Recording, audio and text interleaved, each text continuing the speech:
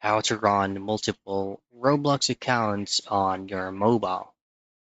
Now, there is actually three options where you can go to log in into your Roblox account at the same time with a different account credentials. The very first option that you can do is to use the Roblox application that you could actually get from Google Play Store. Now, just simply access your Google Play Store and just simply type in Roblox. And this is the first step where you can log in your first account.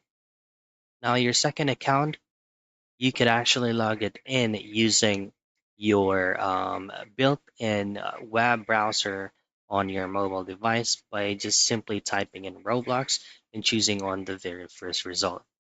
So this is the second option that you can go. Just simply click or tap on continue and browser. Now, third option is to go back to your Google Play Store. And then from here, you can try any available web browser, for example, Brave browser. Just simply hit on install and then just look for Roblox to the search box and log into your third account. And that's it. Those are things that you can do for you to be able to run multiple Roblox accounts on your mobile device.